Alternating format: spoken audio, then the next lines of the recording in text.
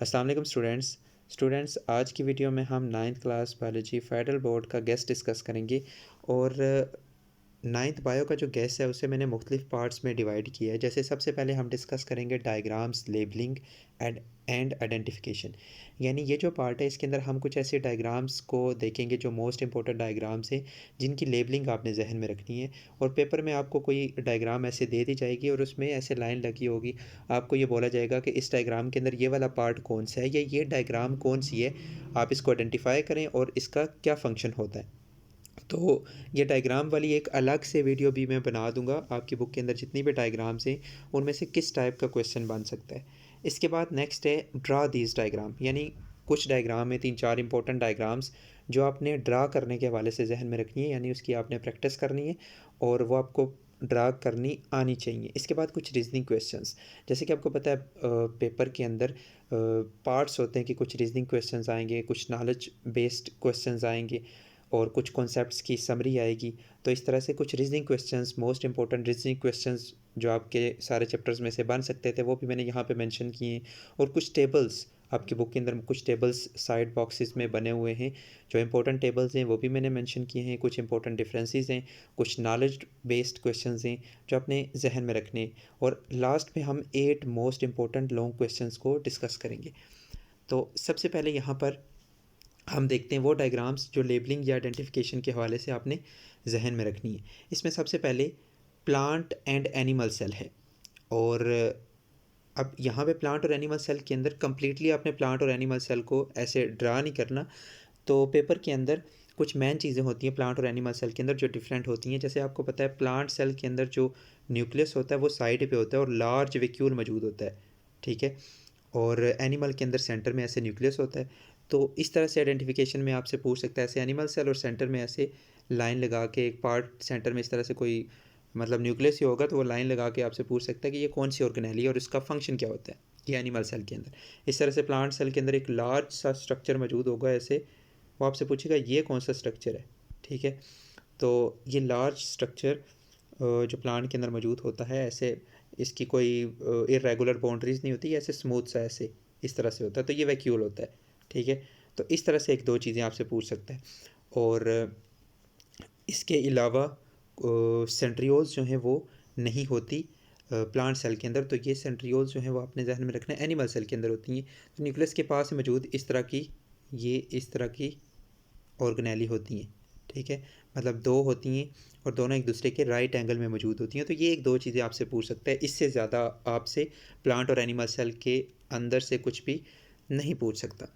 तो वैसे आपने प्लांट और एनिमल सेल का कंपैरिजन जहन में रखना है कि प्लांट सेल के अंदर जैसे सेल वॉल होती है, एनिमल सेल के अंदर नहीं होती। प्लांट सेल के अंदर लार्ज वैक्यूल होता है, एनिमल सेल के अंदर स्मॉल छोटे छोटे वैक्यूल्स मौजूद होते हैं। तो ये कुछ डिफरेंसेस आपने जहन में रखने। बाकी नेक्स्ट है सेल मेम्ब्रेन की डायग्राम। जैसे आपको पता होना चाहिए फास्फोलिपिड कौन से हैं, प्रोटीन कौन सा पार्ट होती हैं, फास्फोलिपिड्स के अंदर प्रोटीन्स एम्बेडेड होती हैं, और कार्बोहाइड्रेट्स कौन सा पार्ट होते हैं। तो ये आपसे पूछ सकता है कि सेल मेम्ब्रेन के अंदर ये वाला पार्ट कौन सा है, ये वाला पार्ट कौन सा है। क्लोरोप्लास्ट की डायग्राम, तो क्लोरोप्लास्ट के अंदर आपको पता है स्ट्रोमा होता है, और इसके अलावा जो इस तरह से थैलाकोइड मेम्ब्रेन्स होती हैं, ठीक है। और ये जो थैलाकोइड मेम्ब्रेन्स होती हैं इन्हें ग्रेना या ग्रेनम कहते हैं, ठीक है। तो इन पार्ट्स को आपने जहन में रखना है। माइटोकॉन्ड्रिया के अंदर माइटोकॉन्ड्रियल मैट्रिक्स हो गया, ठीक है। और फिर इनर मेम्ब्रेन, आउटर मेम्ब्रेन। और आपसे पूछ सकता है कि माइटोकॉन्ड्रियल मैट्रिक्स के अंदर कौन सा फंक्शन हो रहा होता है। जैसे आपको पता है हमारी सेलुलर रिस्पिरेशन के आखिरी 2 स्टेप्स जो हैं, इलेक्ट्रॉन ट्रांसपोर्ट चेन और जो दूसरा होता है इलेक्ट्रॉन ट्रांसपोर्ट चेन से पहले वाला स्टेप जो होता है वो कहाँ पर हो रहा होता है, माइटोकॉन्ड्रिया के अंदर, ठीक है। तो पहला स्टेप होता है ग्लाइकोलाइसिस, क्रेब्स साइकिल, सॉरी मेरे जहन से निकल गया था, क्रेब्स साइकिल। जो क्रेब्स साइकिल होता है ये माइटोकॉन्ड्रियल मैट्रिक्स के अंदर होता है। और इस तरह से वो आपसे पेपर में पूछ सकता है। इवन आपसे ये भी पूछ सकता है माइटोकॉन्ड्रिया की इस तरह से डायग्राम बनी हुई होगी तो आपसे बोलेगा कि इसे आइडेंटिफाई करें, ये कौन सी डायग्राम है और जिस्म के अंदर या सेल के अंदर इसका क्या रोल होता है या ये कौन सी ऑर्गेनेली है। इसके बाद गोल्जी अपरेटस, इसका भी आपको पता होना चाहिए। ये भी, इसकी भी डायग्राम देख लीजिएगा। वो आपसे जस्ट आइडेंटिफिकेशन के हवाले से पूछ सकता है कि ये कौन सी डायग्राम है या ये कौन सी ऑर्गेनेली और इसका जिस्म के अंदर क्या फंक्शन होता है। सेंट्रियोल्स जो हैं इनको भी आप देख लीजिएगा, डायग्राम इनकी जहन में रखिएगा। वो आपसे पूछ सकता है कि ये कौन सी ऑर्गेनेली और इसका जिस्म के अंदर क्या रोल होता है। न्यूरॉन की डायग्राम आपकी बुक के अंदर बनी हुई है। इसके कुछ पार्ट्स जैसे सेल बॉडी होती है, एक्सॉन होता है, डेंड्राइट होता है, ये आपने जहन में रखने। तो न्यूरॉन के डायग्राम की लेबलिंग भी, और types of muscles, most important diagram, smooth muscles को आपने कैसे आइडेंटिफाई करना है। इसके बाद कार्डियक मसल्स, इसके बाद जो हमारे स्केलेटल मसल्स होते हैं, ठीक है। स्केलेटल मसल्स आपको पता है ऐसे स्ट्रेट होते हैं और स्ट्रेटिड होते हैं, मतलब उनके ऊपर ऐसे लाइनें मौजूद होती हैं। जो स्मूथ मसल्स होते हैं वो ऐसे स्पिंडल शेप होते हैं, ये आपने जहन में रखिएगा। उसमें जो सेल्स होते हैं, सॉरी, वो स्पिंडल शेप होते हैं। स्पिंडल मतलब ऐसे उनके जो कोने होते हैं वो बारीक होते हैं। और जो हमारे होते हैं ना कार्डियक मसल्स, वो भी ऐसे स्ट्रेटिड होते हैं, मतलब उन पर लाइनिंग्स होती हैं, लेकिन वो आपको थोड़े ब्रांच नज़र आते हैं, उनमें से ना ब्रांचेस मौजूद होती हैं। देखिए ये एक मैंने ब्रांच बनाई है, ठीक है। तो इस तरह से कुछ चीज़ें आपने जहन में रखनी है ताकि आप आइडेंटिफिकेशन आराम से कर सकें, आसानी से कर सकें। इसके बाद प्रोफेज़ 1 और एनाफेज़ 1। प्रोफेज़ 1 आपको पता है ये मियोसिस 1 का फेज़ है। तो इसको आपने देख लेना है कि इसको आप आइडेंटिफाई कैसे करते हैं, ठीक है। जैसे इसमें जो होमोलोगस क्रोमोसोम होते हैं ना, वो एक दूसरे के साथ पेयर अप हुए हुए होते हैं, एक दूसरे के साथ जुड़े हुए होते हैं, और क्रॉसिंग ओवर हो रही होती है, ठीक है। और इसके बाद नेक्स्ट आता है मेटाफेज़, जिसमें होमोलोगस क्रोमोसोम सेंटर में अलाइन होते हैं। जबकि लास्ट पे होता है, सॉरी, सेकंड लास्ट फेज़ होता है एनाफेज़, मियोसिस 1 का जो कैरियोकाइनेसिस वाला स्टेप होता है, उसमें एनाफेज़ में आपको पता है होमोलोगस क्रोमोसोम एक दूसरे से सेपरेट हो रहे होते हैं। यानी कि जो पेरा क्रोमोसोम एक दूसरे के साथ जुड़ते हैं ना प्रोफेज़ के अंदर, वो फिर एक दूसरे से अलग होते हैं ऐसे, और अपोजिट पोल्स की तरफ मूव कर रहे थे। यानी ये अपने पोल की तरफ जाएगा, सॉरी, ये वाला अपने पोल की तरफ, ये वाला अपने पोल की तरफ। तो इस तरह से ये भी आपने जहन में रखना है। प्रोफेज़ 1 एनाफेज़ 1 के डायग्राम पेपर में आपसे पूछ सकता है कि पार्ट आइडेंटिफाई करें कि मियोसिस का ये कौन सा फेज़ है और इसके अंदर कौन से मेजर इवेंट्स हो रहे होते हैं। या फिर एनाफेज़ की डायग्राम आपको दी हुई होगी और आपसे पूछा जाएगा कि आइडेंटिफाई करें ये मियोसिस 1 का कौन सा फेज़ है और इसके अंदर कौन से मेजर इवेंट्स होते हैं। और माइटोसिस के जितने भी फेजेस हैं वो इंपॉर्टेंट है, ठीक है। क्योंकि मियोसिस थोड़ा कम्प्लेक्स है, तो आपसे पेपर में उनसे रिलेटेड क्वेश्चंस नहीं पूछे जाएंगे। तो माइटोसिस के फेजेस जैसे प्रोफेज, मेटाफेज, एनाफेज, टेलोफेज, उनको आपने कैसे आइडेंटिफाई करना है, ठीक है। तो सिंपल मैं आपको बता देता हूँ। प्रोफेज में तो चलो जो क्रोमोसोम होते हैं वो जो जेनेटिक मटेरियल होता है वो कंडेंस हो जाता है, न्यूक्लियर मेम्ब्रेन टूट जाती है, न्यूक्लियस की मेम्ब्रेन टूट जाती है। इसको तो छोड़ें आप, इसका आपसे नहीं पूछेगा। मेटाफेज का पूछेगा जिसमें क्रोमोसोम को ऐसे सेंटर में अलाइन किया जाता है। मैं क्रोमोसोम ऐसे अच्छे से बना नहीं रहा, लेकिन ऐसे सेंटर में अलाइन किया जाता है। फिर एनाफेज जिसमें क्रोमोसोम ऐसे जो क्रोमोसोम के सिस्टर क्रोमेटिड होते हैं वो अलग अलग होकर अपने ऑपोजिट पोल की तरफ मूव कर रहे होते हैं। ये होता है एनाफेज के बाद जो टेलोफेज होता है उसमें आइडेंटिफाई करने का तरीका क्या होता है, उसमें आपको एक ही सेल के अंदर दो न्यूक्लियस मिल जाते हैं, ठीक है। एक ही सेल के अंदर आपको दो न्यूक्लियस मिल जाते हैं, दोनों के अंदर अपने अपने बराबर क्रोमोसोम होते हैं।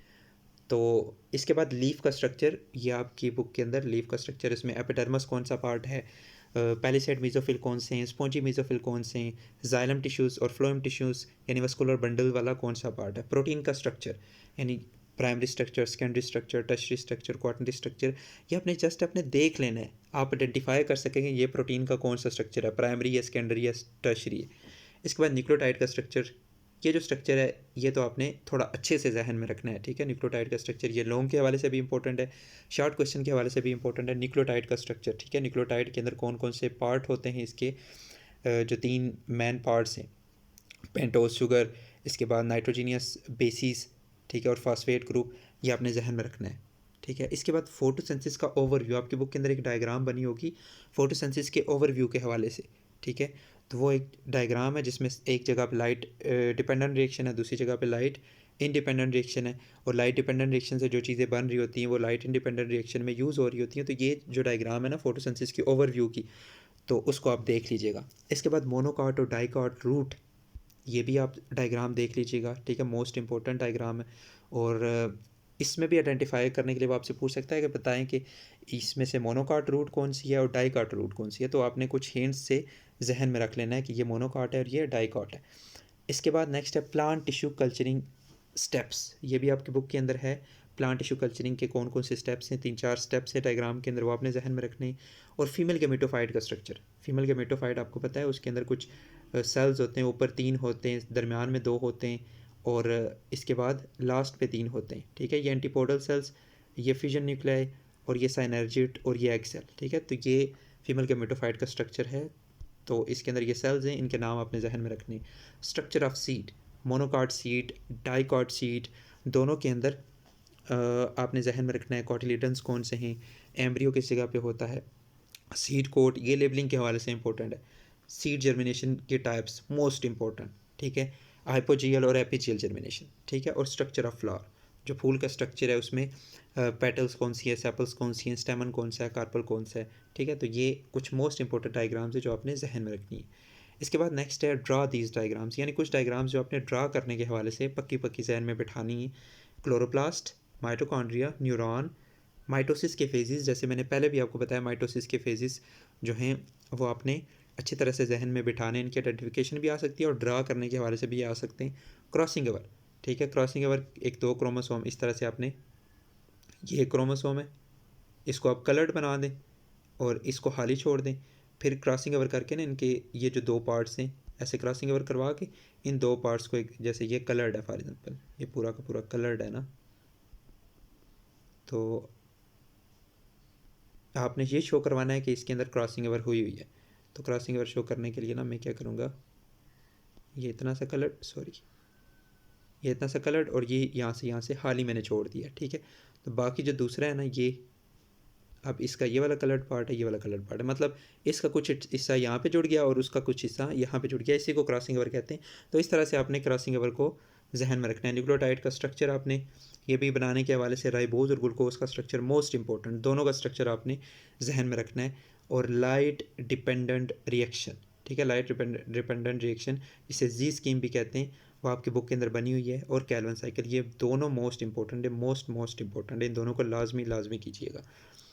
इसके बाद नेक्स्ट रीजनिंग क्वेश्चंस, तो ये बहुत सारे रीजनिंग क्वेश्चंस यहाँ पे मेंशन है, इनसे ज़्यादा तो नहीं है, ये कोई 12-13 रीजनिंग क्वेश्चंस ही हैं, तो ये अपने लाजमी तैयार करने, ठीक है। जैसे सबसे पहले why Ross did not allow infected mosquito to bite healthy person, why mule is not regarded as a species, why viruses are not included in 5 kingdom classification system, why mitochondria is are known as powerhouse of cell, what make red blood cell more suitable for transport of oxygen, which are single and double membrane bound organelles. अच्छा, organelles के अंदर आपने ध्यान में रखना है कौन C single membrane बोनीड है, कौन सी डबल मेम्ब्रेन बोनीड है, कौन सी नॉन मेम्ब्रेनस है, और हैप्लॉइड ऑर्गेनिजम्स जो हैं वो कैसे गैमेट्स प्रोड्यूस करते हैं, ठीक है। तो माइटोसिस के ज़रिए करते हैं, तो ये आपकी बुक के अंदर मेंशन भी होगा। माइटोसिस की सिग्निफिकेंस के अंदर क्रॉसिंग ओवर, ये कैसे है सोर्स ऑफ रिकॉम्बिनेशन, ये मियोसिस की जो सिग्निफिकेंस है उसमें मेंशन है। इसके बाद how haploid organism produce gametes, अच्छा ये दोबारा हो गया, ठीक है, तो इसे रहने दे, ये दोबारा मैंने लिख दिया। How temperature is regulated in the body, homeostasis वाले चैप्टर के अंदर ये मेंशन है कि हमारी बॉडी के अंदर टेम्परेचर को किस तरह से रेगुलेट किया जाता है। प्रोटीन्स का जो प्राइमरी स्ट्रक्चर होता है वो क्यों इंपॉर्टेंट होता है, ठीक है, क्योंकि हमारी बॉडी के अंदर मुख्तलिफ फंक्शंस को प्रोटीन्स ही कंट्रोल कर रही होती हैं, एज आ एंजाइम या एज आ एंटीजीन, एज आ एंटीबॉडी। तो बहुत सारी प्रोटीन का स्ट्रक्चर, चूँकि बहुत सारी हमारी बॉडी के फंक्शंस ये प्रोटीन्स कंट्रोल कर रही होती है, तो अगर प्रोटीन का स्ट्रक्चर डिस्टर्ब होगा तो हमारी बॉडी के फंक्शंस डिस्टर्ब होंगे, तो इस वजह से प्रोटीन का स्ट्रक्चर ज़रूरी होता है। तो ये प्राइमरी स्ट्रक्चर आपने देख लेना है कि क्यों इंपॉर्टेंट होता है, ठीक है। How temperature and pH effect enzyme activity, enzyme की एक्टिविटी के ऊपर टेम्परेचर और पीएच का क्या इफेक्ट होता है। ट्रांसपेरेशन कैसे एक नेसेसरी ईवल है प्लांट्स के लिए, ये क्यों ज़रूरी होती है।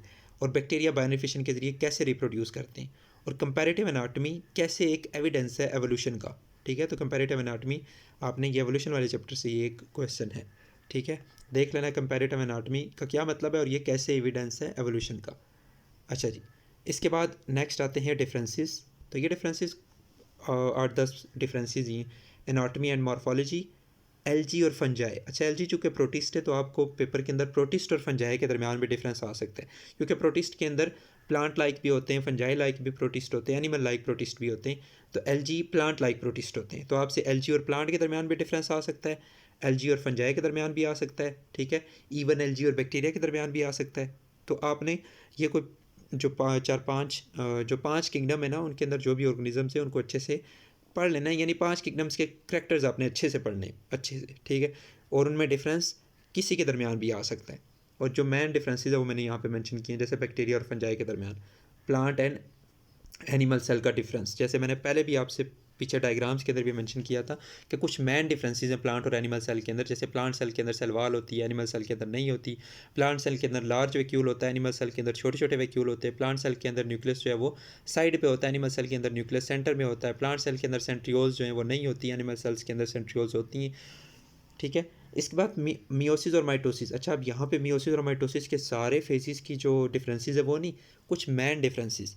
जैसे माइटोसिस हमारे सोमेटिक सेल्स के अंदर होती है और मियोसिस हमारे जर्म लाइन सेल्स के अंदर होती है। माइटोसिस के अंदर एक सेल से 2 सेल बनते हैं, मियोसिस के अंदर एक सेल से 4 सेल बनते हैं। तो ये कुछ 5-6 डिफरेंसेस आपने जहन में रखने। जाइलम और फ्लोएम के डिफरेंसेस, डीएनए आरएनए के डिफरेंसेस, ट्रांसक्रिप्शन ट्रांसलेशन का डिफरेंस, कम्पिटेटिव और non competitive inhibition most important difference. ठीक है, इसके बाद हाइड्रोफाइट्स एंड जीरोफाइट्स के दरमियान difference, asexual and sexual reproduction, natural और आर्टिफिशियल सिलेक्शन के दरमियान डिफरेंस। ठीक है, तो ये मेन डिफरेंसेस, ये सारे डिफरेंसेस आपने अच्छे से जहन में रखने। इसके बाद कुछ tables and graphs. Taxonomic ranks of classification, ये आपकी बुक के अंदर जो टेक्सा है, जो टेक्सास है या टेक्सोनमिक हायरार्की का जो ऑर्डर है वो आपकी बुक के अंदर मेंशन है, उस ऑर्डर को आप जहन में रखिएगा। ठीक है, तो सेल साइकिल का ओवरव्यू आपकी बुक के अंदर, सेल साइकिल का जो चैप्टर है उसमें पहले पेज के अंदर सेल साइकिल का ओवरव्यू है, वो आपने अच्छे से जहन में बैठाना है। ठीक है, यानी वो समरी सी आपने जहन में रखनी है कि सेल साइकिल के अंदर पहले कौन सा फेज़ आता है। जैसे इंटरफेज़ के अंदर सबसे पहले कौन सा आता है, G1, फिर S फेज़, फिर G2 फेज़। अगर किसी सेल ने डिवाइड नहीं करना होता तो वो कब G0 फेज़ में जाता है। ठीक है, और क्या G0 फेज़ हिस्सा है सेल साइकिल का या नहीं है, वैसे तो नहीं है, तो आप G0 फेज़ को पढ़ लीजिएगा। और इस तरह से सेल साइकिल का ओवरव्यू। इसके बाद organ systems and their role, आपकी बुक के अंदर ये ऑर्गन सिस्टम्स, हमारी बॉडी के जितने भी ऑर्गन सिस्टम्स हैं वो मेंशन है, उनका बॉडी के अंदर क्या रोल होता है। ठीक है, सारे ऑर्गन सिस्टम का रोल, कार्डियोवास्कुलर सिस्टम का, इसके बाद इम्यून सिस्टम का, इसके बाद हमारे जो डाइजेस्टिव सिस्टम है, सारे सिस्टम्स का रोल आपने जहन में रखना है। इसके बाद portion of bio elements in human body, human body के अंदर कौन सा बायो एलिमेंट कितनी परसेंटेज में मौजूद है, तो ये भी एक टेबल या ग्राफ आपकी बुक के अंदर मेंशन है, इसे भी देख लीजिएगा। और effect of temperature on enzyme activity, enzyme activity के ऊपर टेम्परेचर का क्या इफेक्ट होता है, ये वाला जो ग्राफ है या ये जो टेबल है ये भी आप जहन में रख लीजिएगा, इस टेबल को भी देख लीजिएगा। तो ये एंजाइम वाले चैप्टर के अंदर है, जो मेटाबॉलिज्म वाला चैप्टर है। अच्छा, इसके बाद नॉलेज बेस्ड क्वेश्चन, यानी कुछ क्वेश्चन जो आपने याद करने। तो इसमें एक डेफिनेशन है कंप्यूटेशनल बायोलॉजी, हाइपोथेसिस के जो करैक्टर्स है 4-5, एडवांटेजेस ऑफ क्लासिफिकेशन, क्लासिफिकेशन के एडवांटेजेस क्या क्या हैं, G1 और G2 फेज़ के अंदर कौन कौन से मेजर इवेंट्स हो रहे होते हैं, मियोसिस की सिग्निफिकेंस क्या है, कार्बोहाइड्रेट्स, लिपिड्स और प्रोटीन्स के 4-4, 5-5 यूजेस जो हमारी बॉडी के अंदर हैं, रोल जो हमारी बॉडी के अंदर हैं, वो आपने जहन में रखने हैं। एक्टिवेशन एनर्जी की डेफिनेशन आपको पता होनी चाहिए, एंजाइम इनहिबिशन की डेफिनेशन आपको पता होनी चाहिए, ट्रांसपायरेशन के types, cuticular transpiration, lenticular transpiration, stomatal transpiration, ये तीनों आपको पता होने चाहिए। प्लांट्स के अंदर पार्थेनोजेनेसिस किस तरह से होती है, और इसको प्लांट्स के अंदर इस पार्थेनोजेनेसिस को क्या कहते हैं। इसके बाद मोस्ट इंपॉर्टेंट जो हर जगह पे मैं मेंशन करता हूँ, development of male and female gametophyte in plants, plants के अंदर मेल और फीमेल गेमेटोफाइट की डेवलपमेंट किस तरह से होती है। इसके बाद एवोल्यूशन के सोर्सेज कौन से हैं। ठीक है, एवोल्यूशन के सोर्सेज मैंने यहाँ पे मेंशन किए हैं, वेरिएशन के सोर्सेज, ये मैंने मेंशन गलत कर दिए, सोर्सेज ऑफ वेरिएशन। ठीक है, तो ये आपकी बुक के अंदर जो वेरिएशन वाला टॉपिक है उसके अंदर 3-4 सोर्सेज मेंशन होंगे, वेरिएशन के कौन कौन से सोर्सेज हैं।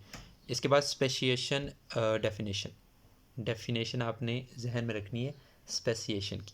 ठीक है, तो ये आपकी बुक के अंदर जो एवोल्यूशन वाला चैप्टर है उसका लास्ट टॉपिक है, तो ये डेफिनेशन आपने जहन में रखनी है। इसके बाद कुछ कॉन्सेप्ट्स की समरी है। तो सबसे पहले साइंटिफिक मेथड ऑफ स्टडी, तो ये आपकी बुक के अंदर जो पहला चैप्टर है उसमें लास्ट पे एक टेबल सा बना हुआ है, वो आपने जहन में रखना है जस्ट कि जो साइंटिफिक मेथड है उसमें कौन कौन से स्टेप्स होते हैं, उनकी क्या तरतीब है, और उनकी तरतीब आपने जहन में रखनी है। और 5 किंगडम्स, जैसे पहले भी मैंने मेंशन किया था, हर एक किंगडम्स के करैक्टर्स आपको पता होने चाहिए, और किस किंगडम के अंदर हमने किस ऑर्गेनिज्म को रखा हुआ है ये भी आपको पता होना चाहिए। सारी ऑर्गेनेलिस का फंक्शन आपको पता होना चाहिए, सारी ऑर्गेनेलिस का जस्ट फंक्शन क्या है ना। ठीक है, मैं ये नहीं कह रहा कि सारी ऑर्गेनेलिस को आपने रट्टा लगाना है, जस्ट फंक्शन, लाइजोसोम का फंक्शन, राइबोसोम्स का फंक्शन, माइटोकॉन्ड्रिया का फंक्शन, क्लोरोप्लास्ट का फंक्शन। ठीक है, organ system of human body, इनका पहले भी मैंने जिक्र किया था, तो ये ह्यूमन बॉडी के जितने भी ऑर्गन्स हैं उनका रोल, कार्डियोवास्कुलर सिस्टम का, डाइजेस्टिव सिस्टम का, इम्यून सिस्टम का, सबका रोल आपको पता होना चाहिए। और लास्ट पे फोटोसिंथेसिस और सेलुलर रिस्पिरेशन की समरी, यानी फोटोसिंथेसिस के 2 स्टेप्स, पहला लाइट डिपेंडेंट रिएक्शन, दूसरा light independent reaction. Light dependent reaction के अंदर क्या होता है, यानी ATP और NADPH बनता है लाइट को यूज़ करते हुए। ये ATP और NADPH फिर डार्क रिएक्शन के अंदर, लाइट इंडिपेंडेंट रिएक्शन के अंदर यूज़ होता है, जिसमें फिर 3 कार्बन शुगर्स बनती हैं, G3Ps। इन G3Ps को जोड़ के ग्लूकोज बनाया जाता है। तो ये जस्ट समरी आपने जहन में रखनी है। मैं ये नहीं कह रहा पूरा पूरा रट्टा लगाना है, आपको एक कॉन्सेप्ट की समरी पता होनी चाहिए कि फोटोसिंथेसिस के अंदर क्या होता है। इसके बाद रिस्पिरेशन। रिस्पिरेशन की 2 टाइप्स है, एरोबिक और एनारोबिक रिस्पिरेशन। एरोबिक रिस्पिरेशन के आगे से 2 टाइप्स हैं, एनारोबिक रिस्पिरेशन के आगे से 2 टाइप्स, अल्कोहलिक रिस्पिरेशन और लैक्टिक एसिड, अल्कोहलिक फर्मेंटेशन और लैक्टिक एसिड फर्मेंटेशन। फिर एरोबिक रिस्पिरेशन के आगे स्टेप्स जो हैं वो glycolysis, Krebs cycle, electron transport chain. ठीक है। अच्छा, जो एनारोबिक रिस्पिरेशन है उसका भी पहला स्टेप ग्लाइकोलाइसिस ही होता है, और एरोबिक रिस्पिरेशन का भी पहला स्टेप ग्लाइकोलाइसिस ही होता है। ये दोनों में एक कॉमन चीज़ है। फिर एनारोबिक रिस्पिरेशन के अंदर ग्लाइकोलाइसिस के बाद या तो अल्कोहलिक फर्मेंटेशन होती है या तो लैक्टिक एसिड फर्मेंटेशन होती है, जबकि एरोबिक रिस्पिरेशन के अंदर फिर ग्लाइकोलाइसिस के बाद क्रेब्स साइकिल होता है, फिर इलेक्ट्रॉन ट्रांसपोर्ट चैन होती है। अच्छा, इसके बाद नेक्स्ट कुछ साइंटिस्ट हैं, उनकी कंट्रीब्यूशन आपने जहन में रखनी है आपकी बुक के अंदर, या 5-6 साइंटिस्ट हैं, इनमें से एक ना एक तो लाजमी ही आएगा। ठीक है, तो ये आप जहन में रखिएगा। अच्छा, इसके बाद लास्ट पे 8 मोस्ट इंपॉर्टेंट लॉन्ग क्वेश्चंस जो यहाँ पे मेंशन है। Causes of malaria as an example of biological method, 5 kingdom classification, plastid and their types, structure of nucleotide, significance of mitosis, translocation of food, development of male and female gametophyte in plants and theory of natural selection. ठीक है, तो ये था 9th biology guest paper. तो मैं कुछ important MCQs और इसके साथ साथ जो डायग्राम से रिलेटेड क्वेश्चंस बन सकते हैं उनकी एक अलग से वीडियो भी बना दूंगा।